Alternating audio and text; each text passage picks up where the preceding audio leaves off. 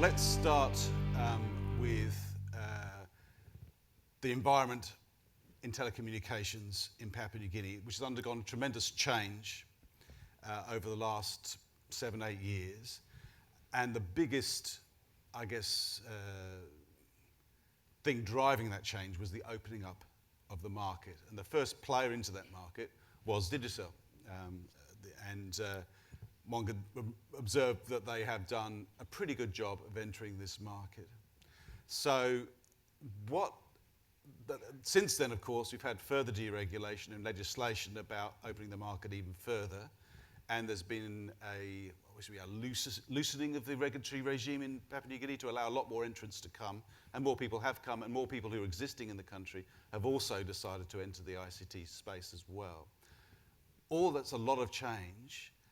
How has Telikom, which was the existing state-owned entity before all this change happened, how has Telikom handled that and faced that challenge? Thanks, Andrew. I think initially probably not so well. Like a lot of monopoly and state-owned businesses, they have to grapple with all sorts of things. But I think the biggest one is the corporate culture and moving from a position where they can dictate price or dictate a service quality to something that's more customer driven.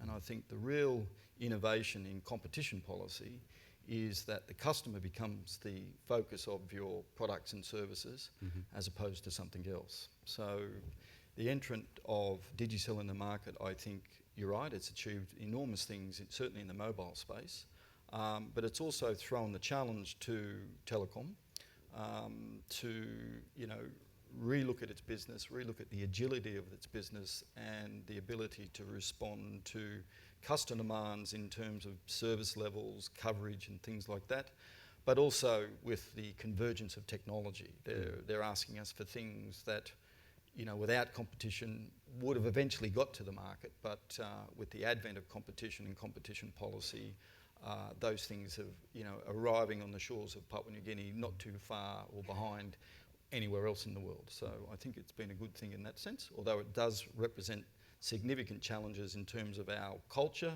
our business processes, and of course the platforms in which we deliver our products and services to the customer base. As we'll see in the video a bit later on, Digicel had to roll out from scratch really, and therefore had a lot of investment to make in the market and made that money available to do it. I guess the immediate thing is Telikom wasn't going to be so cashed up. So what have you been able to do with the resources that are available in order to loosen up capital to develop the network to respond to that competition? Two things. One is Telikom has always maintained reasonably good cash flows, got a very strong balance sheet, and certainly with the support of IPBC has made some significant investments, certainly in the last 12 to 18 months. And when we look at the investments, particularly the large capital investments that we're making over the next 12 to 18 months, we're going to be able to provide real competition into the marketplace. But I might add that when telecommunications, it's an interesting business. On the one hand, we're head-to-head in competition, but on the other hand, we've got to cooperate with each other because you can make a call on the Digicel network and it terminates on a Telikom network. The economics around that is that the termination costs are high if a call is made on a Telikom network and terminates on a Digicel network as they build out their network. But as that network matures, those costs come down. So we can say we helped finance that investment by those termination costs. So, but we're happy to do that. But we've had very good discussions with Digicel over the last few months because we've entered into a new period of agreement, and those interconnection and termination costs are coming down. And the benefit of that, of course, is that the real cost of telecommunications is and will continue to fall over the preceding months and years.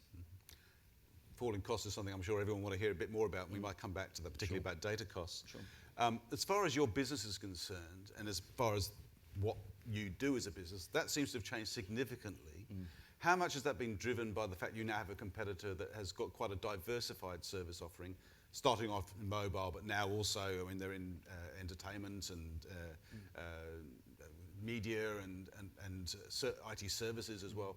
How much of it has been responding to that challenge there, or how much of it is actually following what seems to be a global trend for telcos around the world to get involved in content provision and other areas of expertise, rather than just being purely about sending stuff along a line?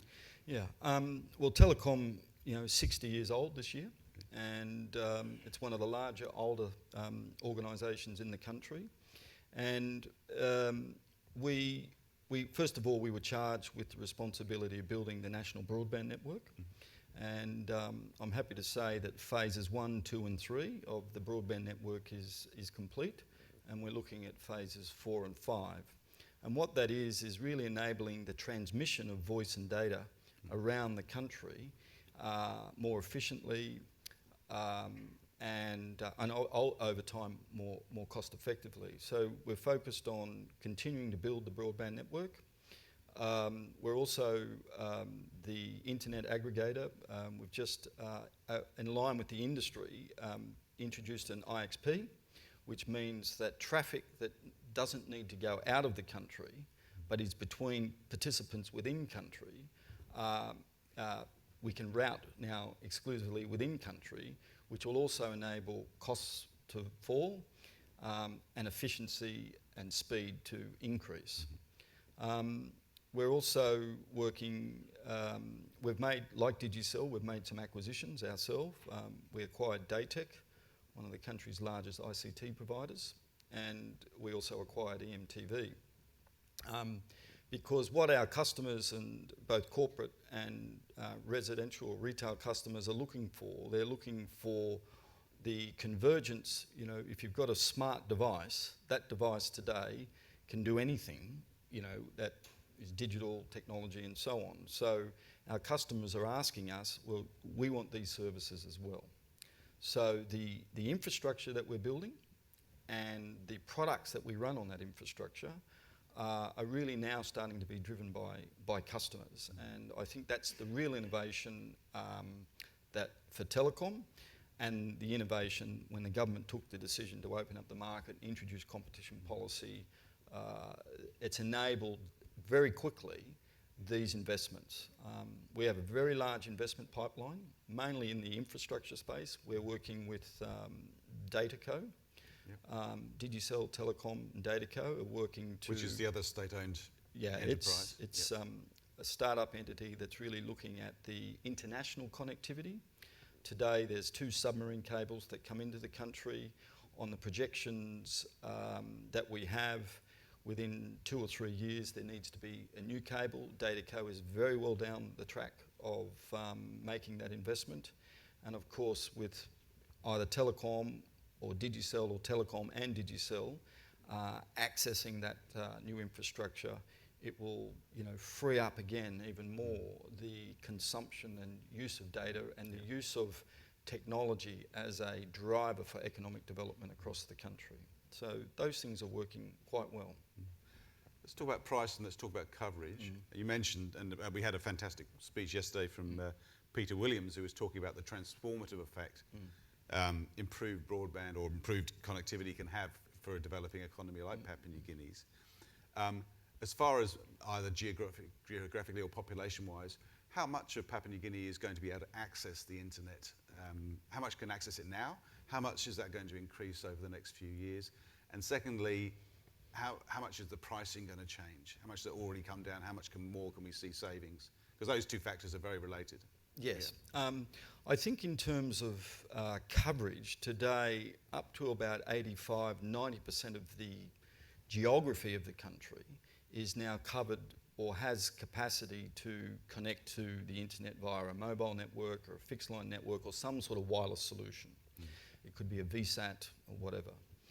And that is increasing. And for instance, the World Bank recently, through NICTA, led a tender for black spots in certain parts of the country where there is no coverage, and also to enable the upgrade from 2 to 3 to 4G in some of those areas as well. So there's a pretty concerted effort to make sure that everybody in the country has access to stable, reliable, cost-effective telecommunications, and we're certainly a part of that, but we're not the total picture of that.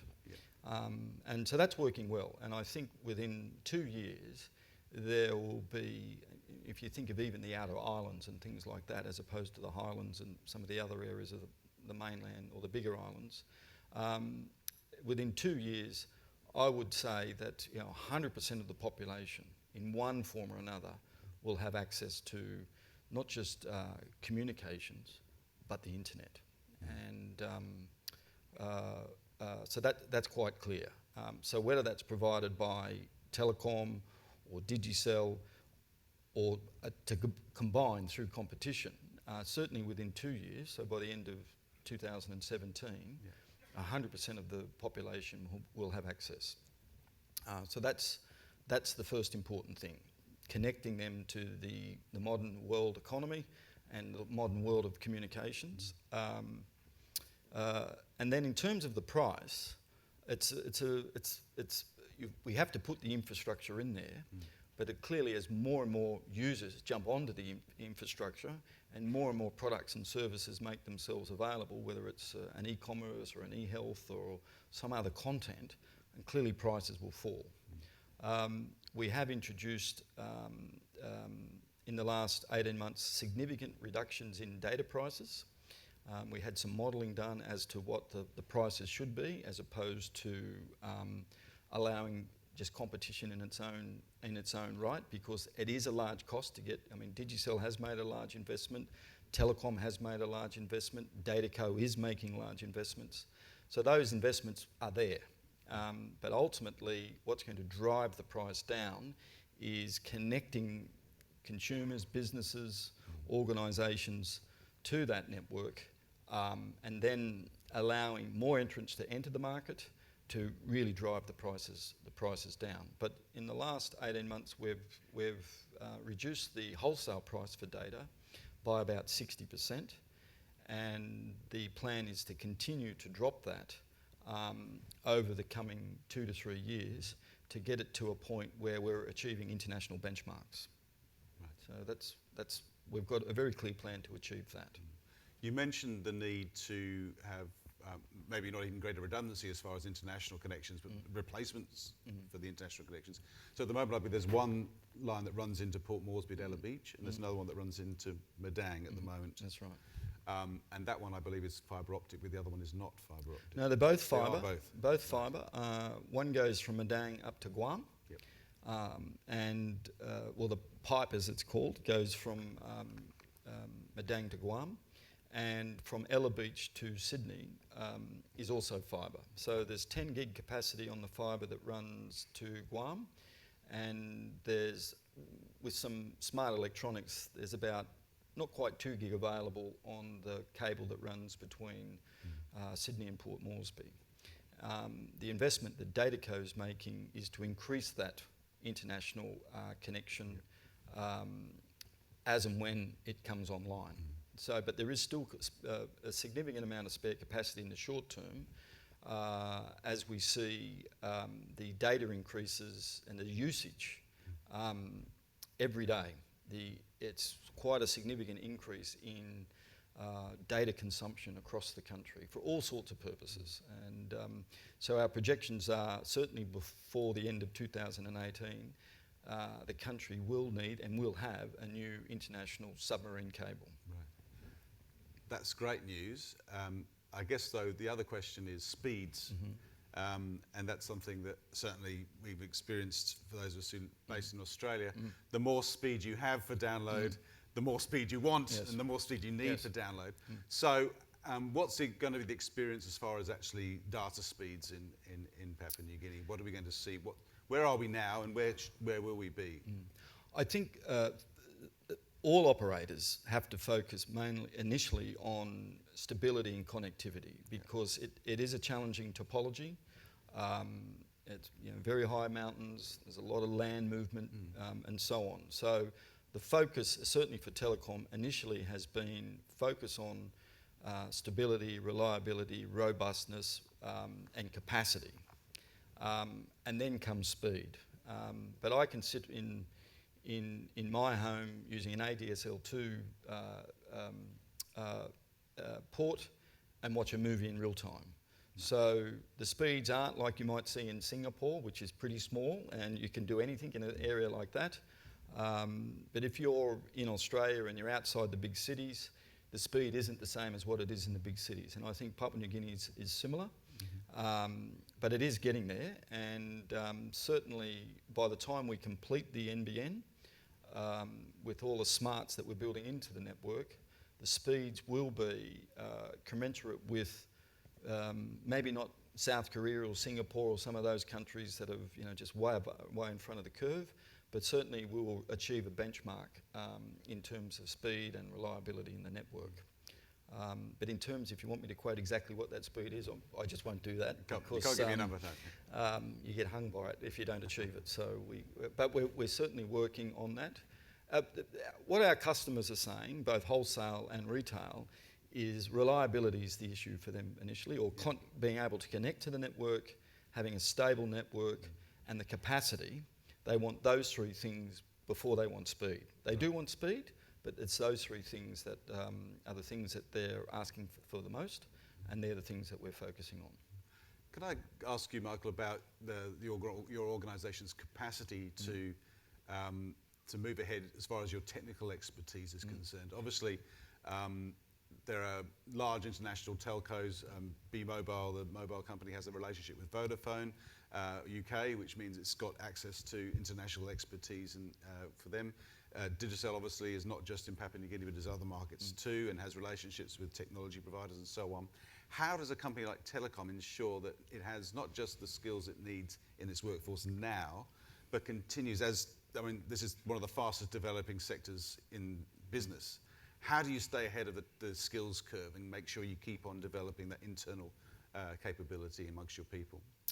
Well, as an SOE, we certainly recognise that we have an obligation, if you like, a social contract with our customers to provide that. But as an SOE, we also are focusing on the capabilities of our company. And our company is 60 years old. It was originally built by OTC, Overseas Telecommunications, out of Australia. It did bring in a skills culture, and I think over the years that has been maintained to a certain extent. What we've been doing in the last 2 years is really focusing on knowledge management. So we have a very aggressive graduate recruitment program. We are seconding a lot of those graduates to telcos, Telstra, Optus, and so on. And we have critical mass in terms of the number. We're probably the largest engineering business in Papua New Guinea in terms of just having engineers sitting in one spot. And through that, we're doing research development in terms of new products and services. We have a lot of good technology partners, whether it's Cisco, Siemens, GE, Huawei, where a part of those contracts is knowledge transfer. So it comes with, if you want to work with Telikom, you've also got to transfer knowledge. So we are very much focusing on building the intellectual capability of the company, and then using that intellectual capability to partner with global providers to ensure that we stay ahead of the curve. And that seems to be working. And there is no plans in the short term to partner with someone exclusively, although there are a lot of interest. But we think with our focus on being a sort of smart thinking, agile organisation, we're able to, with our technology partners, provide a mature, stable telecommunications, media, content and ICT services to our customers. We've just signed an agreement with Australian Data Centres, which is a large provider of high-end data centres to the Commonwealth Government, Australian Federal Police, Australian Defence Force, to build a new data centre in Port Moresby called PNG Data Centres. It's a large investment from our side, and it is an example of how, as a company, and a state-owned company, can build the infrastructure using best practice from overseas, to provide services to, whether it's banking, mining, or the private sector, other parts of the private sector, to onshore its data if it doesn't want to offshore its data. And we'll be making some more formal announcements about that. But that's one example of how we're using these relationships to bring innovation and best practice to the country. In an open market, is PNG as an ICT market full? Is there room for more entrants? I guess maybe you probably tell them stay away. Do you think there is room for more people to come in? Yeah, personally, I'm not afraid of competition. It is an attribute that you see when I've worked with state-owned enterprises in Australia, and even the big German engineering company Siemens that I worked with, they also struggle with competition. My experience is that focus on your value proposition and how that differentiates from your customer. Don't so much worry about the fact that there's competition. It is a consumer-driven business. Most of our customers are in the corporate mining business sector as opposed to the retail sector. They're very clear and articulate in telling us what we do well and what we don't do well. I get a lot of emails from our customers telling us, giving me character assessments about what we're doing well and not doing well. So we're quite attuned to what's going on. But we are responding what we're trying to do is respond in a sustainable way and not over-promising, certainly focusing on over-delivering. And that's our main objectives at the moment. Stabilise the network, re-engineer the business to what is a modern telco with all of its data, media and content and other services, and partner with the right people that will bring these services to our customers.